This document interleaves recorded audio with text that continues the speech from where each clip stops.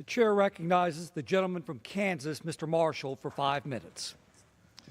Mr. Speaker, last night 406 of my colleagues and I voted to pass the Stop School Violence and the Securing Our Schools Act.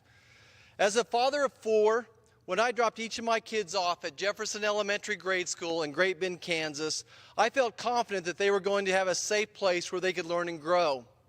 But today we have seen time and time again that we need to revisit how we are protecting our children. The Stop School Violence Act will train students, teachers, faculty, and local law enforcement on ways to identify threats and report them. It goes back to a message we've been relaying for ages. See something, say something. This bill recognizes that sometimes our children and educators often do not have the training to spot some of the warning signs, and that's why it's critical that we provide training so students and personnel can recognize and report threats before they occur. We also looked at ways to better our reporting process so that when a threat is made, we have an effective way to log and intervene. To do so, this bill provides funding for states to upgrade their technology and develop an anonymous reporting system through a mobile app, hotline, and website. Not only does it allocate funds for violence, prevention training, and modernize our reporting protocols, it also allocates funds to improve school security equipment. The Stop School Violence Act, coupled last night with the Securing Our School Act, grants funds for schools to install panic buttons and further hardening and protection of our schools.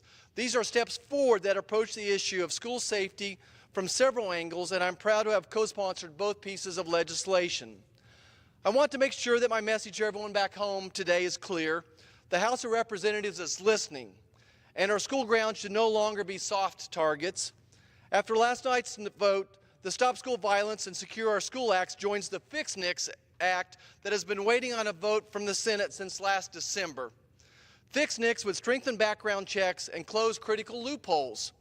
Today, I urge my friends in the Senate to pass these bills so that our nation's schools and children can be safer.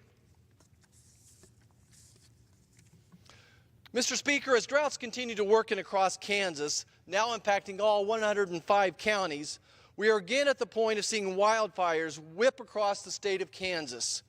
While so far none of them have come close to the size of last year's Starbuck fire, there's reason to be concerned.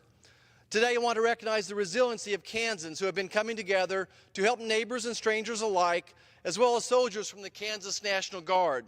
These guardsmen work in cooperation with local firefighters and emergency personnel to combat fires and save people, property, and animals. I stand today to commend their hard work and thank them for their service.